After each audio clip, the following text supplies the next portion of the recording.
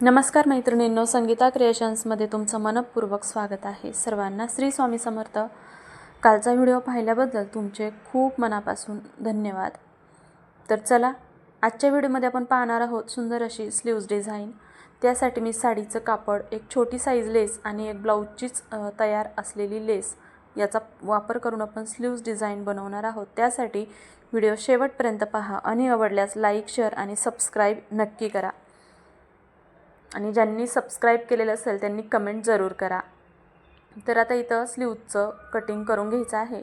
आता दोन्ही स्लीवचं मी सोबत कटिंग करणार आहे. स्लीवची टोटल उंची मला 6 इंच तयार पाहिजे, तर मी 6.5 इंच मार्जिनवरती कटिंग केलेलं आहे. अर्धा इंच सिलाईमध्ये जातं. आता सेंटरपासून बाजूला 2.5 इंच मार्किंग केलं आहे आणि खाली दंडघेरापासून वरती मी 2 इंच मार्किंग केलं आहे आणि हे मार्किंग आता इथे जुळवून घ्यायचं आहे. आता सरळ कापलं तरी ठीक पडेल, पण थोडासा गोल आकार यावं म्हणून इथे मी हलकासा गोल आकार देऊन घेते. तर या पद्धतीने असं हलकासा गोल आकार देऊन घ्यायचा आहे आणि मग या स्लीवचं कटिंग करायचं आहे. तर हे या पद्धतीने मी दोन्ही स्लीवचं सोबत कटिंग केलं आहे. आता शिलाई कशी करायची ते पाहूया. मी सुरुवातीला आता माझी ही शिलाई करण्याची पद्धत आहे. खरं तर मी दोन्ही स्लीव्जला सुईच्या बाजूने मार्किंग करते, म्हणजे फ्रंट आर्महोल आणि बॅक आर्महोल ह्याचा शिलाई करताना गोंधळ उडत नाही. आता मी जे मेन ब्लाऊजचं कापड घेतलं आहे त्यावरती स्लीव्जचं अस्तर मी या पद्धतीने सुईच्या बाजूने ठेवलं आहे आणि आता ह्याला करणार आहे शिलाई. आता सगळ्यात आधी दंडघेराच्या बाजूकडून 1/4 इंच मार्जिन घेऊन मी शिलाई करून घेतलेली आहे. त्यानंतर जे काही एक्स्ट्राचं कापड आहे तेही कटिंग करून घ्यायचं आहे. आता वरच्या बाजूने जिथं आपण आकार दिलेला आहे त्या आकारावरतीही मार्किंग करायचं आहे. आता हा जो आकार आहे तुम्ही हवं तरी ते पिन लावून घ्या किंवा असंही शिवू शकता, पण नवीन मैत्रिणी असतील तर त्यांना सजेशन आहे की त्यांनी स्लीव्जला पिन लावून घ्या, म्हणजे कापड इकडे तिकडे सरकणार नाही. किंवा तुम्ही या पद्धतीने हात ठेवून व्यवस्थित शिलाईसुद्धा करू शकता. तर पहा, आता हे शिलाई मारून घेतल्यानंतर मधलं कापड कट केलं आहे. त्यानंतर सेंटरला आणि साईडला छोटे छोटे कट देऊन घेतलेले आहेत. त्यामुळे अस्तरचं कापड पलटवल्यावरती कापड ओढल्यासारखं किंवा खेचल्यासारखं होणार नाही आणि अगदी व्यवस्थित स्लीवची शिलाई होईल. तर हे कापड अशा पद्धतीने मी पूर्ण पलटून घेतलं आहे. आता व्यवस्थित कापड बघून वरच्या बाजूने जिथे आपण आकार दिलेला आहे स्लीव्जला तिथे या पद्धतीने दाबटीप देऊन घ्यायची आहे सुरुवातीला, आणि मग खालच्या बाजूने दंडघेऱ्याला सुद्धा दाबटीप देऊन घ्यायची आहे.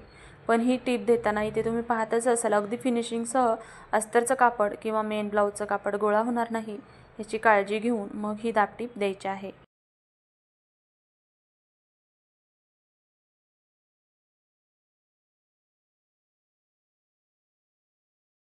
आता जे अस्तरवरती परफेक्ट कटिंग केलेलं आहे ते अस्तर व्यवस्थित जोडून घ्यायचं आहे आणि म्हणजे चारी बाजूने शिलाई मारून घ्यायच्या आहेत आणि एक्स्ट्राचं कापड असेल ते कट करून घ्यायचं आहे. तर या पद्धतीने मी दोन्ही बाजूने वेगवेगळ्या पद्धतीने शिलाई मारली आणि मग अस्तरचं कापड कटिंग करून घेतलेलं आहे. आता स्लीवचं पॅटर्न तयार आहे. त्यानंतर आता आपण वरच्या बाजूने जी डिझाईन बनवणार आहोत ती कशी बनवायची ते पाहूया. त्यासाठी मी ते साडीचं कापड घेतलेलं आहे.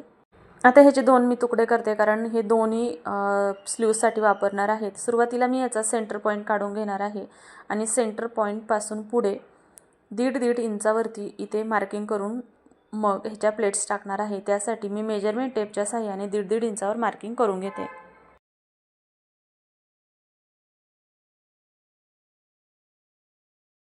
दोनही बाजूने सेम मार्किंग करायचे आहे, म्हणजे एका बाजूला 5 असतील तर 5 किंवा 6 असतील तर 6, म्हणजे एका बाजूला जर 5 असतील तर दुसऱ्या बाजूनेही 5 घ्या.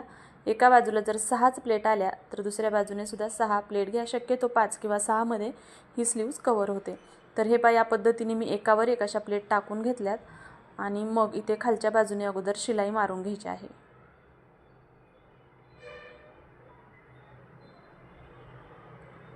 आता दुसऱ्या बाजूच्या आपण प्लेट्स तयार करून घेऊ. आता खरं तर इथे कॉटनचं कापड असतं किंवा कडक कापड असतं तर एवढा त्रास झाला नसता, पण इथे हे थोडं सिल्क टाईप कापड असल्यामुळे प्लेट्स टाकायला थोडासा प्रॉब्लेम होतो आहे. नवीन मैत्रिणी असताल तर तुम्ही इथे पिनचा यूज जरूर करा. पिन लावून घ्या, प्रेस करून घ्या आणि मग या पद्धतीने तुम्ही प्लेट्स टाकून घ्या.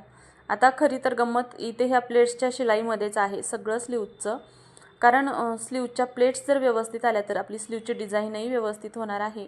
आणि खरं तर आता तुम्हाला व्हिडिओमध्ये अगदी 2 ते 3 मिनटामध्ये या प्लेट्स झाल्यात असं तुम्हाला दिसत असेल, पण त्यामागं खूप वेळ लागतो या प्लेट्स टाकणं, त्या सेट करणं. कमी जास्त झाल्या तर त्या या पद्धतीने पुन्हा उसवणं आणि पुन्हा त्या एकसारखं करून घेणं, यामध्ये खूप सारा वेळ जातो. आणि कस्टमरला डिझाईन तर हवी असते, पण ज्यावेळेस खरं पैसे देण्याची वेळ येते त्यावेळेस मात्र कस्टमर आज देते उद्या देते असं म्हणत असतं. पण असं कस्टमरने पण करू नये, कारण आम्हीही शिवताना खरंच खूप मेहनत घेत असतो आणि खूप जास्त काही शिलाई घेत नाही. समोरच्या कस्टमरला परवडेल आणि आम्हाला परवडेल या पद्धतीनेच आम्ही शिलाई सांगत असतो. कारण डिझाईन कुठलीही बनवण्यासाठी एक ब्लाऊज पूर्ण शिलाईचा वेळ जातो आणि त्या मानाने घेतलेली शिलाई खूपच कमी असते. त्यामुळे थोडंसं तुम्ही आम्हालाही समजून घेत जा, की तुम्ही ज्यावेळेस म्हणता की बाबा डिझाईन बनवली आणि डिझाईनचे म्हणजे स्लीवचे एवढे पैसे असतात का, तर हे तुम्ही समजून घ्या की प्रत्येक कामानुसारच त्याचं पैसे आम्ही घेत असतो. तर चला, आता मी इथे प्लेट्स टाकून घेतलेल्या आहेत आणि आता इथे व्यवस्थित प्रेसही करून घेते. तर इथे एकसारख्या प्लेट्स इस्त्रीने व्यवस्थित सेट करून घ्यायच्या आहेत आणि मग या आता आपण स्लीव्जला जोडून घेणार आहोत. तर त्या आता स्लीव्ज जे आपण तयार केलेले आहे तिला घ्यायचं आहे, त्याच्याबरोबर मध्यावरती हे जे पॅटर्न आहे ते ठेवायचं आहे. तर हे या पद्धतीने व्यवस्थित सेंटरला ठेवून घ्यायचं आहे आणि शिलाई मारून घ्यायची आहे. पण त्याआधी तुम्ही जे कटिंग केलेलं कापड आहे ते यावरती ठेवून पाहायचं आहे. सेंटरला या पद्धतीने पिन लावून घ्या. आपण अस्तरचं कटिंग करताना जे सेंटरला कापड असतं ते व्यवस्थित ठेवून बघायचं आहे. एकसारखं मेजरमेंट येत असेल तरच शिलाई मारा, नाही तर व्यवस्थित सेट करून घ्या आणि मग शिलाई मारा. कारण कटिंग केल्यानंतर स्लीव्ज कमी पडू शकते किंवा जोडताना कमी पडू शकते. म्हणून नेहमी कापड जे कट केलेलं असतं ते जपून ठेवायचं, त्यानुसार मेजरमेंट घ्यायचं आणि मगच बाकीचं उरलेलं एक्स्ट्राचं कापड कट करायचं. आता मी इथे बरोबर अस्तर सेंटरला ठेवलं आहे आणि वरच्या बाजूने शिलाई मारून घेतली आहे. त्यानंतर एक्स्ट्राचं जे काही कापड आहे ते मी ते कट केलं आहे. तर पाहू शकता अगदी सुंदर अशी प्लेटेड स्लीव्ज तयार आहे.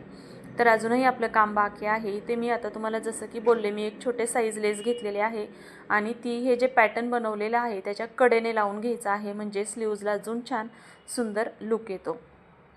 तर आता ही स्लीव्ज लेस लावून घेतली आहे. त्यानंतर आता इथे साडीला जी मॅचिंग लेस होती काठासाठी म्हणजे स्लीव्जसाठी तीही आहे, तर तिचाही मी इथे यूज करणार आहे. खरं तरी काठपदर साडीवर डिझाईन अजून छान वाटते, पण बघू म्हटलं थोडंसं वेगळं पॅटर्न. आणि काठपदर साडीवरचे या स्लीव्जमधलं पॅटर्न मी ऑलरेडी 2 व्हिडिओ आपल्या चॅनलवरती अपलोड केलेले आहे. त्याचीही लिंक मी तुम्हाला डिस्क्रिप्शनमध्ये देईल. तेही खूप सुंदर वाटतात. साईडला काठाचं कापड आणि मध्ये प्लेन कापड.